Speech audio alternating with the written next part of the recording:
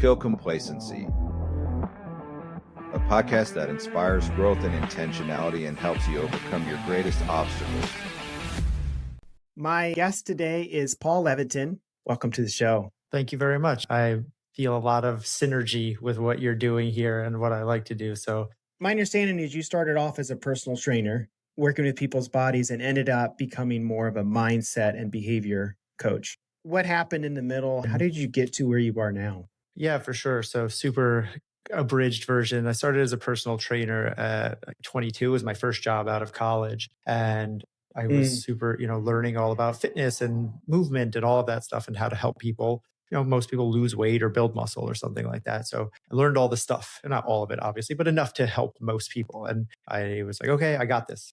Then I started getting clients and started seeing I did not got this. And people were not getting the results that I thought that they should be getting. So then it's like, okay, what's the missing thing here? So it's like, well, it's nutrition, right? That's what everyone says. It's like, it's abs are made in the kitchen. So then I went and became a certified nutritionist. And now I'm like, well, now I have to have figured all of this out because it's like, I got the exercise and I got the diet and that's everything. And yet still over and over, people would come, sign up, pay me money, and then not get the results that they were after. And it's like, I'm giving them good advice. I'm doing what the science says that they should be doing or advising them to. And what I realized was that it's not that easy. It's not that simple. And the real missing piece is not what's the best workout or what's the most effective diet. It's how do you get people to act? How do you get people to change their behaviors? And that's what got me interested in psychology and behavior change. And so the next 10, almost 15 years has been going down that rabbit hole of helping people to take the action that they quote unquote need to take or want to take, often say they should take, right? I hear it all. It's like, I know I should be doing this. It's like, well, then why aren't you doing it? That's interesting. I know I need to be doing this. It's like, but I don't. Like, okay, well, that's weird to me, right? We have Google at least. Now there's ChatGPT and Claude. All of the answers in the world are out there. I'm holding in my hand. We're talking over the internet, which has the answer for every question ever. So the thought of that any deficit is because of a lack of information inherently in my mind is flawed. So we have to come to the next logical conclusion of if it's not just lack of information, what's actually holding us back? And it's the stuff that goes on between our ears and behind our glasses. And that's the hardest stuff to figure out, but it's the most interesting thing in the world to me. So I'm just curious, Paul, like who is a person that you learned from early on, or what is a book you read early on in regards to psychology on this topic? Yeah, good question. I would say so there's a few, right? So the first book that really cracked me open was Think and Grow Rich. That's like Napoleon Hill, the classic, that's more of the classic self-help genre. And that was again, when I was a younger guy and I just didn't even know that there was a thing that could help you be better. But when I talk about really the actual science behind this, the book that I often think about the most is Think and Grow Rich. I'm sorry, not Think and Grow Rich. Thinking Fast and Slow. It was written by two Nobel-winning economists. And it was basically going over what we now know as behavioral economics. And it's the science of decision-making and why we do what we do. And we call behavioral biases. And basically the understanding of that humans do not act perfectly logically, right? So an example would be using the fitness analogy. It's like someone who comes in and says, I know that I need to lose weight. My doctor told me that I am overweight and I am at risk for heart disease. I'm pre-diabetic and I need to lose weight. And here's all the reasons that I need to lose weight. We know. So logically, the steps that they would take would be to change their diet and start exercising. But we don't see that. We see that over and over and over. They don't do that. So what would theoretically be the most logical thing is not how humans act, because we are not robots. We are animals. So Thinking Fast and Slow and the whole field of behavioral science basically is understanding that disconnect between what would be purely rational and the way that we actually work and act in real life. You must have a questionnaire of some sort when you have a new client and you try to figure out, you must try to narrow in some of those behavioral things or not. So, no, not really. I really just talk to people.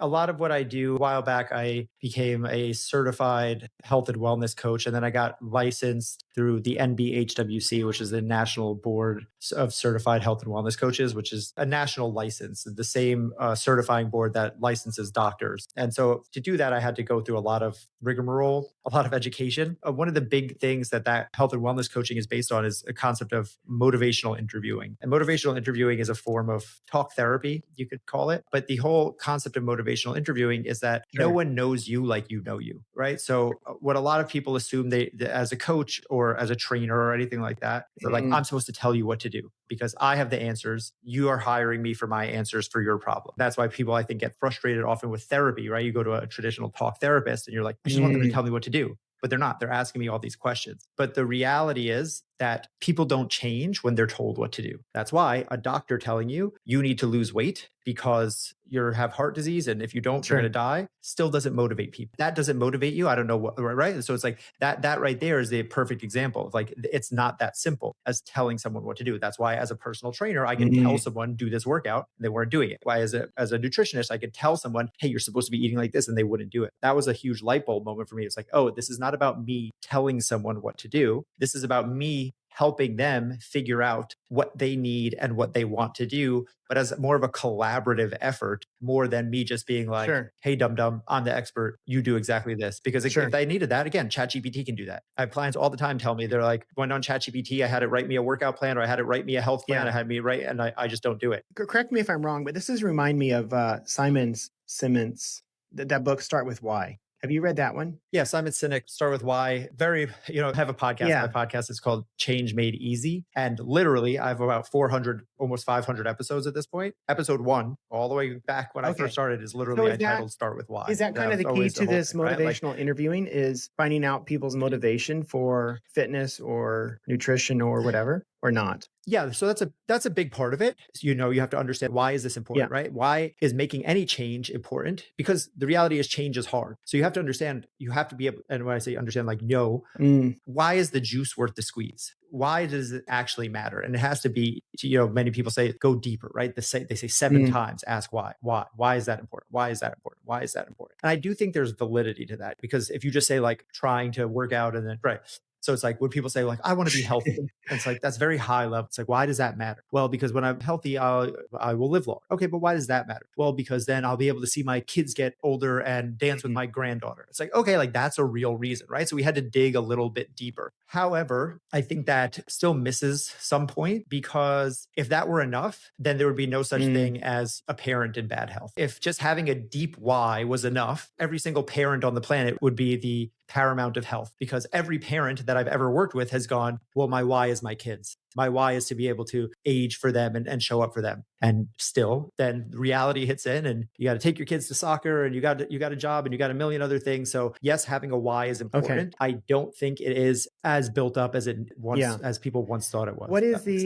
What is is there a thing like a secret ingredients like Start With Why for motivating people, Paul? Or is it not that easy? Is it more of this intentional interview where we've got to figure it out what each person is? So there's a few pieces. Okay. One is that there's no one size fits all answer across the board, right? I would say if I had a magic pill for motivation, I'd be a very rich person, right? I'd be flying around with Jeff Bezos if I could just say, here's the answer that's going to get everyone to do everything. But there are things that we do know to be effective. And the first thing is, I think the simplest thing, if I had to narrow it down to one thing, is just reducing friction, right? So everything that we want to do is hard inherently. This is why my whole podcast is called Change Made Easy, because everything hinges on change. Anything that you want that you don't have, by definition, hinges or lays on the other side of change. And by definition, change is hard because we're not doing. What's easy is what we're already doing. What's hard is what we're not doing. Sure. And everything that we want comes on the other side of that. So the simplest thing that I found, and this is why my whole thing is make it easy, is because the more you can reduce the friction, the more that the chance that you will have of doing that thing. I think that people overuse words like motivation and willpower and grit and all of these different things. It's like people are like, well, I just need to be more motivated. But most people are motivated. They want the thing. They just don't activate it. It's like they are logically motivated because, again, they understand all the reasons why they should be doing that thing. But it's just the reality of life is that things take priorities over other things. And that's a big piece of this too. When they speak to people, a big part of motivational interviewing and coaching in general is helping people have grace with the realities of life, the ambivalence that comes with that. Meaning, I do want to exercise, I do want to work out, I do want to eat healthy, but I also don't have time. I also am a busy parent. I also want McDonald's sometimes. And all of those things do not cancel each other out. It's not, again, if we were robots and it's just like do this one task and everything else is then put to the side, that would be very different. But because we are complex humans and complex living organisms inside of another complex living organism, which is a family, inside another complex living organism, which is a society, now it just gets a little bit more complicated. And I think that grace part is really important. Because otherwise, I can be an unpresent father even though I'm home because I'm trying to get that workout in or whatever. So sometimes you got to realize you got to be gracious so you can prioritize other things. We talk a lot about complacency here. You kind of touched on earlier, being uncomfortable. And a lot of times, we'll stay in that comfort because we don't like the friction. But we also know that we don't grow without stress, right? We have to put our body under stress, especially going back to fitness. Your muscles don't get bigger if they don't get stressed a little bit. How do you, Paul, coach people through that aspect of it, of finding their motivation, finding their thing, giving them grace, but helping them understand that it's going to be hard. It's going to be uncomfortable to get to where they want to go. Yeah, for sure. This is like the ultimate paradox where it's like, exactly right. You just hit the nail on the head, right? It's like I just said, we don't want to change. We have to reduce the friction. And yet we need friction to create change. If you do something that doesn't have any friction, that actually doesn't create change, right? If you do a Sudoku puzzle or a crossword that's made for little kids and it doesn't challenge you at all, you're actually not getting anything out of that. It's only when you do the puzzle that's hard enough that you actually have to think about it, or actually maybe don't know some of the answers, that you then have to increase your brain capacity. When you lift a weight that you can wait, this is why people say, when you're just lifting the little frilly pink dumbbells 1,000 times, like you're actually not getting anywhere, right? And it's like, there's a reality to that. The thing is, you have to, it's the Goldilocks zone. It's like not too much, not too little. So people hear that and we hear that friction is important, which it is, and that challenge is important, which it is, but we take that to an extreme and then think that inherently more is better. And I think that's where people mess up. It's the adage of no pain, no gain, which I think is the most harmful thing that has ever been introduced to the world of health and fitness, because there is an amount of stress that is beneficial. Sure. People think of stress and they inherently think of stress as a bad thing. We need stress. Again, lifting a weight is stress on your muscle. And that stress, when applied appropriately, causes your muscle to grow back stronger. But too much stress causes the muscle to break down and you get injured. Same thing with family stress, same thing with relationship stress, same thing with anything. The right amount of stress causes a hard conversation, which causes you and your partner to come back even stronger. Sure. But too much stress, when there's financial stress and family stress and argument stress and work stress, it's like now you're divorced, right? So it's like there's a sweet spot to be had. So that is one, is just understanding that. But this is where, again, real true coaching comes in, where again, it's like my job is not to tell you what to do. It is to help you find what that sweet spot is for you and give you, to using that word grace, give you the grace to pull back, because most people assume that they have to do more, where they're like, okay, like I got to work out 5 days a week, or I got to make sure that I'm waking up at 6 a.m. and doing this morning routine. I'm doing blah, blah, blah, blah, blah. And it's like, that's the only way. It's like, well, one, if you don't want to do that, probably you're not going to be consistent with it. And, consistency is the thing that we're really going for.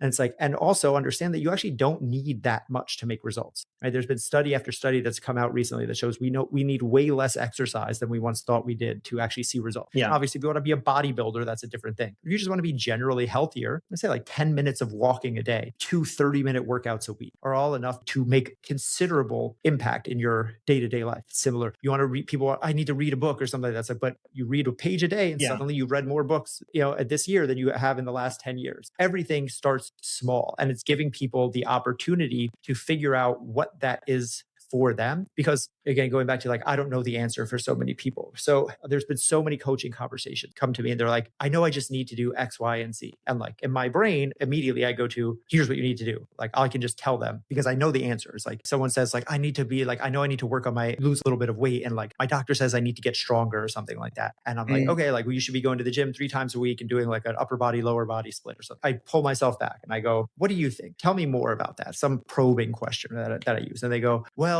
when I was younger, I was on the rowing team and I used to row a lot. And when I did that, I felt really good. And I actually have a rower in my basement that I haven't used in a while. Like maybe I could do that. And it's like, wow, amazing. Because that wasn't my answer, but that's a much better answer for you because you already like it. It's something that you're interested in. It's something you have access to. Now, if I would have gotten in the way of that and being like, what you need to do to be healthy is to be going to a gym 3 times per week, that's only going to serve to actually deter that person, because now I'm making them drive to the gym. I'm making them do all this stuff, but I don't get there as their coach unless I ask them and collaborate with them. Don't you think as a coach, your big job is asking questions? Because otherwise we're lecturing and it's not 100%. Their idea. Yeah.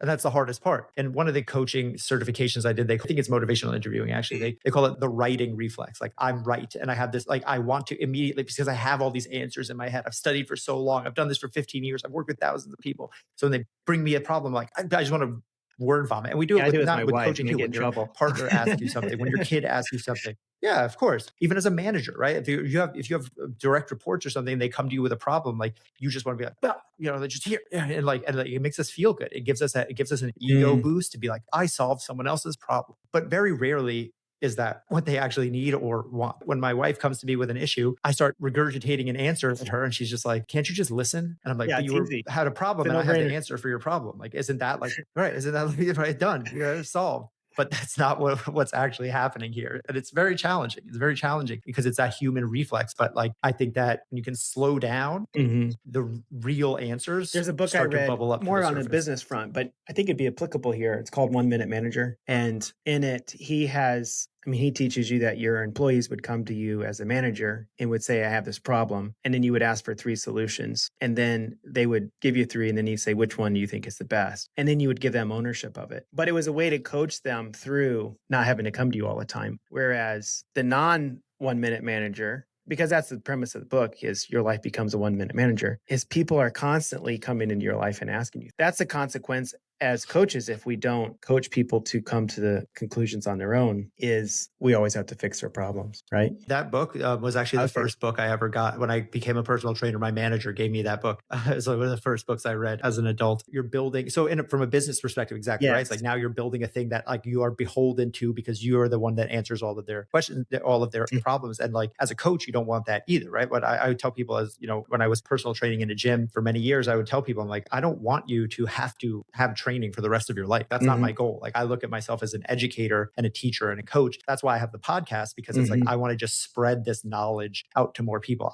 For all that people hire me for accountability as a coach for all different reasons, like I honestly don't believe in accountability. It doesn't make sense to me. I'm like, if you're going to let yourself down, you'll let anyone else in the world down. This whole thing of like, I need an accountability buddy or I need like a coach to hold me accountable. It's like, you need to hold yourself accountable. You're the only person who ever could. The thought process of someone else holding you, I mean, at a job, it's different because you can get fired. But like, if you're talking about like, I need someone to like hold me accountable to do better in life, it's like, no, that like, it just doesn't work like that. You have to be the one who is accountable to yourself. So I think that there's like a level of like, it will get people started, right? It's like, I have someone, we are, again, humans are by nature, like we will do more for others than we do for ourselves. Yeah. Which is fine because then it gets you started. But I always think I delineate between short-term change and long-term change. Short-term change is like, I have a work project, 3 months, this project is due. So like you got to do stuff in that 3 months that maybe isn't sustainable, right? Like I got to do long nights. I got to read some books that I wouldn't read. But we were talking about life change. So the 3 big pillars I talk about a lot on my podcast are health, wealth, and relationships. These things don't shut off. There is no like, okay, I'm done with that. And like, now I never have to work on it again. Even if you got to your most fit at 40, you have to keep going until you're 80 or 90. Even if you got to your happiest relationship by your 50 or 60, if you want that relationship to continue, you have to keep working on it until it's not anymore. Yeah. Like these things don't have an end date. So to use an external accountability for something where you have to show up daily for yourself for the rest of your life, I think is setting yourself up for failure in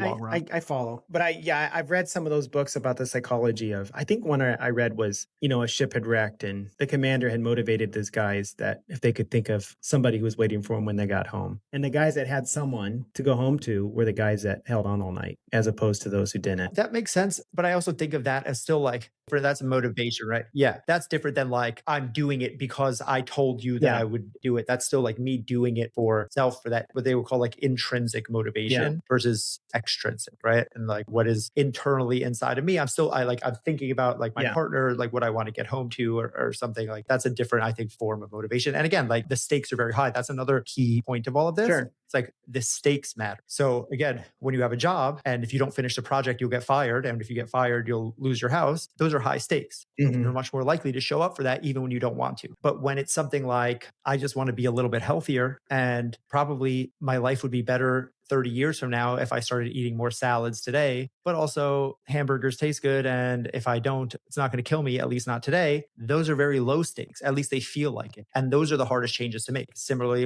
this is why so many couples end up in relationship therapy right before they're about to get divorced, because up until then, it didn't feel very high stakes. And then all of a And I sudden, think diet's a really good one here, Paul, because, we tell our kids candy is poison and they eat it and they're like, there's no consequences to this. I think is hard about the diet. I'm sure you've coached people through that. I mean, that's the hard thing about all change. So almost everything that we struggle with, it follows that exact rule. Diet is a great analogy for it, but it's that the thing that in the moment feels good, down the road will harm us. But our brain doesn't work on that time scale. Our brain only exists for in the right now. So to your brain, you telling yourself, I know this is bad for me, but a decade from now, but right now it feels really good, whether that's eating candy, smoking a cigarette, scrolling on your phone or whatever, your brain is going to take that deal every day of the week. It's like, okay, well, we'll deal with that later. And that inherently is the challenge. Same thing with working out, is just the opposite. It's something that's painful right now that you're telling me I just have to deal with for some benefit that comes down the road. It's like, okay, like everyone knows working out is good for you, but why don't we do it? Well, because it sucks and it's hard and it's annoying and I have to take time out of my day and I don't have time. Like there's a million reasons not to do it. And the benefits come so far down the road that it's a very hard bargain to get your brain to latch onto. And that's why I go back to reducing friction. So how do I get someone to do it? I make it easier. So that all of those reasons not to do it, there's still some, but there's not so many, right? So the guy who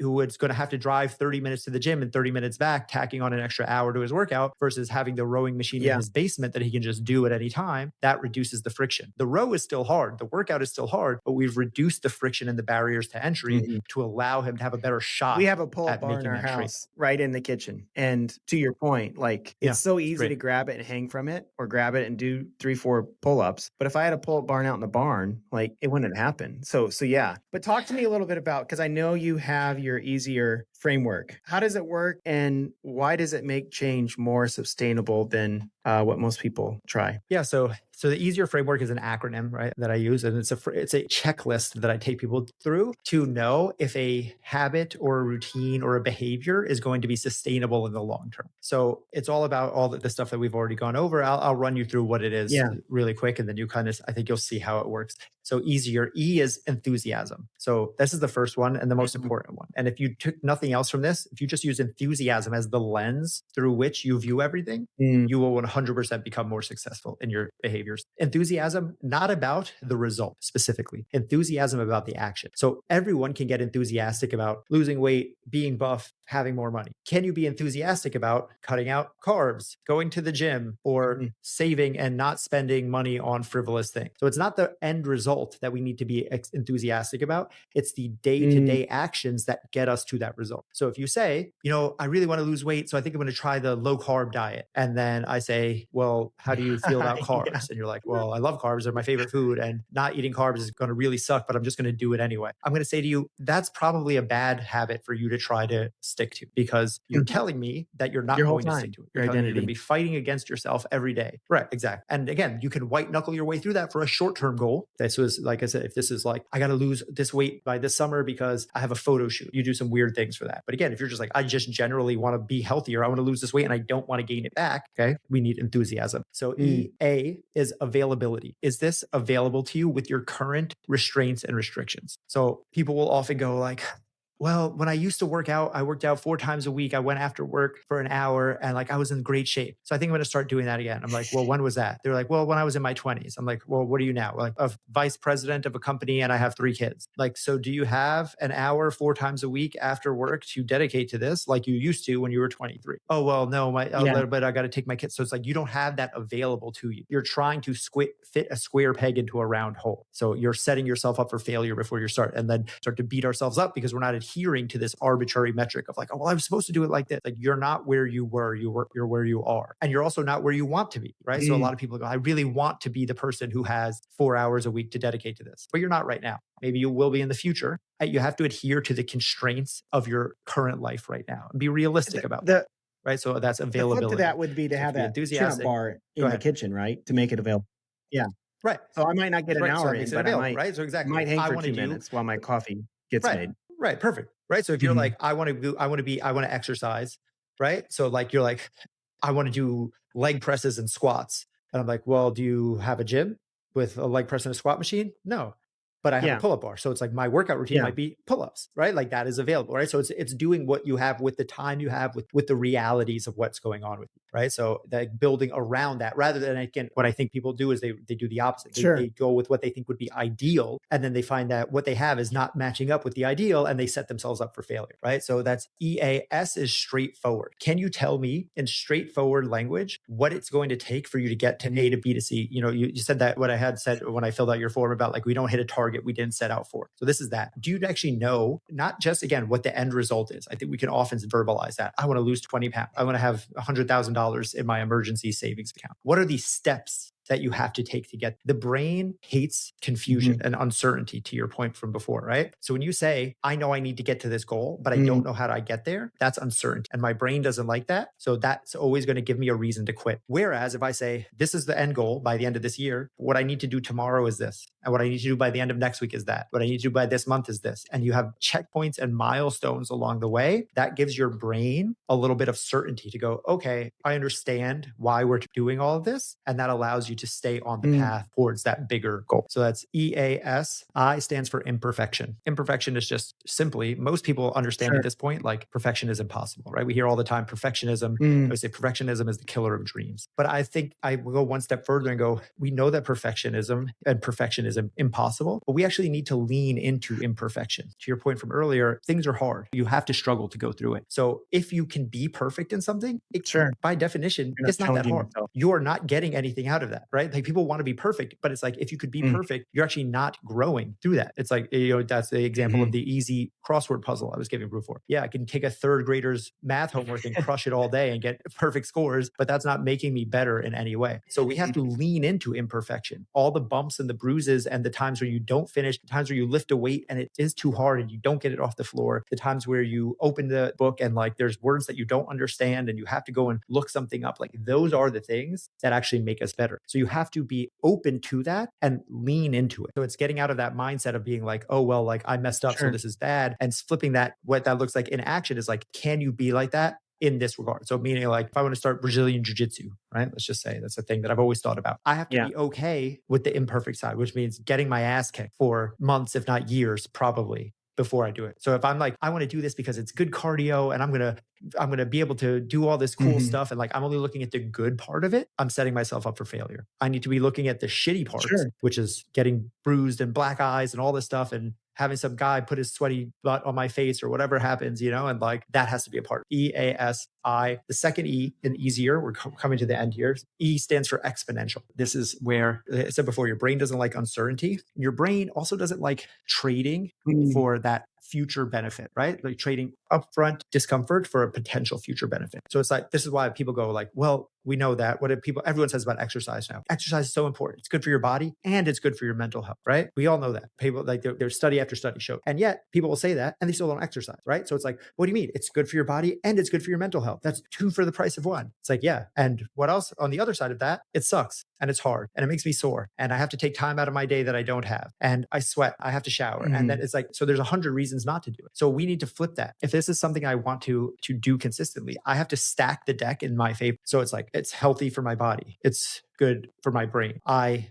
get stronger. I feel better after I exercise. I do it with my friends. So it's kind of a social thing. Setting a good example for my kids. I feel more flexible and mobile. I have better energy afterwards. I have better conversations, whatever it is. Like you stack the deck. I have to have so many reasons to do this thing that it by far outweighs the potential reasons not to, right? So again, I eat candy because it tastes good. Don't eat candy because it's bad for you in the future. Those two cancel each other out. Don't eat candy because it's better for you in the future. And you're practicing your willpower and that's helping you it's exercising your brain. And because when you skip having candy, you have something healthier like an apple, and that is actually doing benefit for you. And you're getting fiber, right? You have to just stack the wins, right? You have to stack the deck in your favor because your brain is already looking for reasons not to do the thing. So you have to look for exponential reasons, exponential benefits to why this thing is basically showing your brain that like you'd be dumb not to do this thing. It's like, how could I not do this habit? Look at all of the benefits that I get from it. And then like it goes from this thing of like, should I to why wouldn't I? The last piece, R, is repeatable. So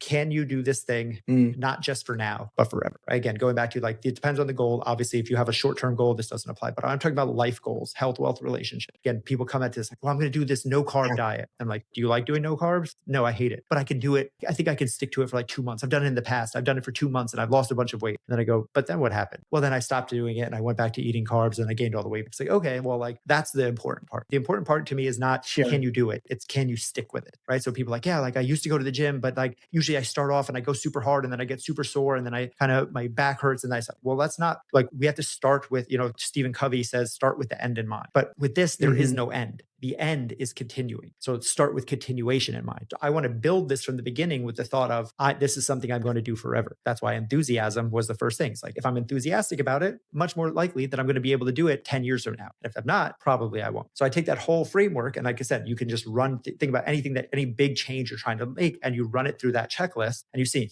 am I enthusiastic about it? Is it available to me with my current restraints? Can I straightforward explain whatever it is? And you'll see that if you check all of those boxes, pretty good chance that you're going to stick to it. And conversely, if you take anything that you've tried to do in the past that you just haven't been able to stick to, I guarantee you, if you run it through those 6 things, you're going to see at least one of the 6 where you're like, oh, okay, I didn't have exponential reasons, or it wasn't repeatable, or whatever it is, or I wasn't willing to take imperfect action. One of those things is going to stumble you. And if you can clear that one up, that's really good. An example from my life is vitamins. I struggled to take them consistently for years. And I read Atomic Habits, and he talks about habit stacking. And I was, I don't know, maybe 4 or 5 years ago, I was making a protein shake every day. And so I store now the protein powder in the vitamin cabinet. And it's my cue that when I put the protein powder away, I grab the vitamins. It has made it so easy. Talking about these things, I don't know that I'm enthusiastic about it still. I mean, it is what it is. But all these other steps, it's available, it's straightforward, I might miss, so be it. It's repeatable, like all your steps here, with the exception maybe enthusiastic. Although I do know it's good for me, so I do it for that reason. But that has been that's an example of just making it super easy, straightforward, clear, and repeatable. Like vitamins are always there. Yeah, and it's just reducing the friction, right? Like you said, you're already doing habit. This is why habit stacking works. So it's take something you want to do, pair it with something you're already doing. It's like like every time vitamins were across the house in a different place, and you had to remember, and you had to set a different alarm and stuff like that's just making it harder on yourself. Yeah, no, that has been really, really good. If there's one in there easier that you could say people struggle with the most, what do you think it is? Same way I just said, when I said in the beginning, I was like, if you take nothing else, take the enthusiasm piece. Sure. I've taught classes on self-sabotage before, and that class always starts with perfectionism. Okay, there's other pieces to it, but I'm like, but if I had to narrow this down to one thing, it's perfectionism. And like it comes by many names. It's all or nothing thinking. It's black or white thinking. It's I'm good until I'm not. I'm on and then I'm off. And again, psychologically, we feel like we have to be all or nothing. It feels like it has to be like this, and that means that we have to be perfect all the time. But it's just factually not true. You can get so much out of so little, or so much out of just enough. And like, I'm a big fan of that. I'm like, of course, if I do everything perfectly, I'll get the result. But like that to me is like, it's not interesting. I want to get the result by doing the least. Like I want to cruise to it, like, of course, if I'm like breaking my back every day, like I could get somewhere, but it's like, but what if I didn't need to do that? It's very hard for people to grapple with, especially because a lot of people, I've dealt with this so many times where people, they do not identify themselves as a perfectionist. They go, no, I'm not a perfectionist. But then they'll go, yeah, but I only had 30 minutes to work out today and my workout was supposed to be an hour, so I just didn't do it. I'm like, okay, you're not a perfectionist, but that's still perfection personified. Like it's still a thing of being like, I couldn't do it all. I couldn't do it right, so I didn't do it at all. Or I was trying, one thing didn't go right, and I let that throw everything out the window. There's a guy named Jordan Syatt. He's a big fitness influencer, one of my favorite guys. And he always has the analogy of like, perfectionism is like if you were driving down the road and you got a flat tire and then you got mad and got out and flattened the other 3. It makes no logical sense. How do you teach your kids this imperfection? I really feel like it's something that could be taught at an early age, but we don't. The school system wants all A students. And so we're kind of taught at an early age to be perfect and to get the grade. So how do we teach from a parent standpoint? How do I teach my kids that imperfection is a good thing? Yeah. So I don't have kids. I can't speak on that, but I have a young nephew who I'm very involved with raising. I have several years of his life to help out with him who has special needs. And also I learn a lot about early childhood development because interestingly, read a lot of parenting books because parenting advice is just advice for ourselves, right? Like the way they talk, like it's like how to talk to your kid is how to talk to yourself. But I think that the main thing for all of this, Angela Duckworth wrote a book called Grit, which is very formative in this way. They talk about like, being able to, and Carol Dweck is Mindset, two of the very like foundational books in this world. But one of the things that they found is that for kids, how do you get a kid to be book mindset?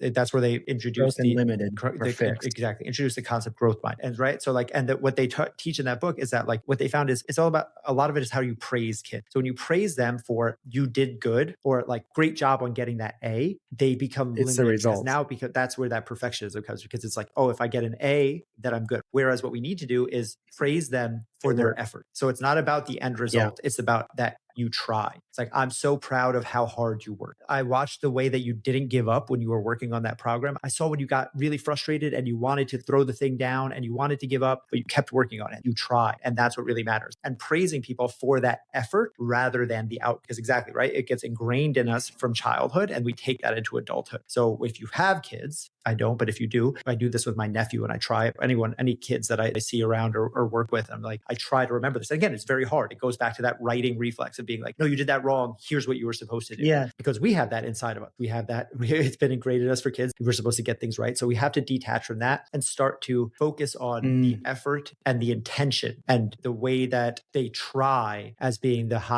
thing that we hold in the highest regard. I think that would be super helpful for parents. Yeah. Right. And again, the way I phrase it, I say, I'm so proud of the way you work. I'm so proud. I think it's so cool. I tell my nephew all the time, like, I think it's so cool the way you think about it. I think it's so cool how much thought you put into something, how much you try when things get hard. I think it's so cool that when you get frustrated, you don't give up. Like that's the stuff I want to instill in him rather than that's so cool that you won that race. Oh, I love like even when, like I take him to his little track meets or something like that. Never like, good job running winning. hard. Like, good job trying. Yeah, that's good. Like that. Right. Exactly. Paul, I've got 4 more questions for you. If you were to pick one thing you're doing right now that your future self is going to thank you for, what would it be? I know you probably do a bunch. I think I'll use meditating and journaling because those are new for me. Like I exercise all the time. I eat healthy. Like that's just kind of normal for me. And I've been on a good streak of every morning just meditating for 10 minutes, even 5, whatever I can do. And then journaling right after. I kind of habit stack those. And these are things I've done in the past, kind of fallen off, tried in the past. And everyone says it's so good. And I know. And so it's like, but I'm on a good streak right now. And it's something that I really am being deliberate about keeping up with. So I think that as long as I can stick with that, it is going to have, this is the perfect example of like, it's not changing my life right now. Like I journal and I meditate and I'm like, what the hell? Everything isn't better. I know that if I keep up with this 5 years from now,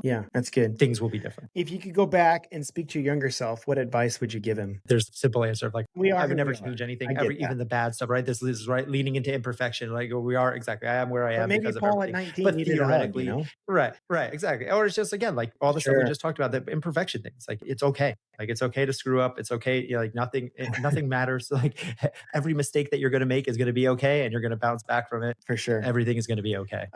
I know you're a big reader. What's a favorite quote or favorite book that you've read over the years that's impacted you? I think that Thinking Fast and Slow is a big one. 7 Habits of Highly Effective People. I already mentioned that's like one of the ones I quote the most. Yeah. That like, it's like self-help, but like, I still think it's just like hugely impactful. I'm rereading right now. I just started today a book called Crucial Conversations. So that's about, communication. I read a lot right now. Most of like the genre, what I read, I don't want to say most of, but like a half of probably the books that I read are either on communication or relationships. And the two of those. And again, like, just like I think one of the key things I would like people to do is like realize that like everything has overlap. Sure. So again, absolutely. I'm not a parent, but I read a lot of parenting books. And I use that in my coaching. I'm reading relationship books and that comes into my business. I'm reading business books and that goes into my relationships and start to kind of like zoom out and see the underlying fundamentals of things. I say on my podcast all the time, everything is the same. The rules are the rules. And when you can start to understand that, you're playing the game on a higher level. When you can read a book about one thing and see it, when you can listen to a podcast about business and realize like, hey, that's the same thing that's going on with me and my wife or my husband. Or when you understand fitness and go, oh, okay, but if I could apply that to somewhere else, it's like, these are the things that I really love doing. No, it does. That doesn't really answer your question. When I read E-Myth Revisited, years ago, I thought, what would this look like if you applied this to the home? So same thing, like systems and processes, Correct. people responsible, like it's huge. That's good. My final question is, if this is your final message and you wanted to convey one principle, one theme to the world, what does Paul want to communicate? I think just that it can be easy. I think that, again, we said like change has to be hard. It is hard. Yes, I agree with all of that. But it can be hard and still be easy, if that makes sense. Like the hard part is the stuff. The workout has to be hard, right? It's going to be hard no matter what. But that doesn't mean it has to kill you. That doesn't mean you have to do a workout that you don't want to do, right? Like having the hard conversation with your spouse is going to be hard, or with your boss. But that doesn't mean you can't approach it in a soft way so that it doesn't feel so yucky. Sure. Like there's a way to soften the edges on all of these harder things to make them more palatable, more approachable, and to make you be able to be more enthusiastic about them. And so I think that a lot of people hold that it's like, sometimes life is hard and it's just got to be hard. You just got to deal with the hard stuff. And like, that's it. And it's like, I just don't think that's it. I don't think that's the way for most people. I think that if you can just let it be easy, it will be. So we hold on to so deeply this thing of like, everything has to embrace the suck. It's got to be hard. And it's like, there are times for that. There's times where you just got to nut up. Like, I get that. But there's also times where it's like, if you let powerful. It be easy, it can. I did a lot of running in the past, and your hardest run is a fast run. Like I would do long distance, but that was one day a week, just to your point, because your body can't do the stress. And, it would be 20 seconds on the strides and then a minute cool down. Yeah, it was hard, easy, hard, easy, hard, easy. And when you do that, it's a huge compound. So I love your message. You haven't said it this whole time, but Kaizen, the spirit of Kaizen, have you read that book? It's how do we make what we want to do the easiest, smallest step? Like, is it a matter of laying out your gym clothes? Then lay out your gym clothes. Paul, how do people find, follow, and learn more about you? The number one place is just my podcast, Change Made Easy. I have over 400 episodes of conversations just like this, experts, and all just trying to help people make whatever change they're trying to make just a little bit easier. It's all free. So I would love that. People want to work with me or anything like that, you can reach out. It's just my name, Paul Levitin, on all social media platforms. So I make it very easy. Just find me anywhere, shoot me a DM. But I would love for people to start with the podcast before we ever start talking about paying for something. Like, I just want people to take all the free stuff that's out there. That's good. Well, thank you so much for being on. Thank you so much for having me. This was a great talk. Just wanted to thank you guys for listening to the end. In closing, I just wanted to add that if this message resonates with you, if it aligns with your values, and something in it today triggered something, then you can also look me up on Facebook, LinkedIn, Instagram, YouTube. We are really trying to help people live more intentional lives, to kill the complacency with which they have subscribed to. I know there's many ways which I get sucked in all the time. So if this is beneficial, follow me there.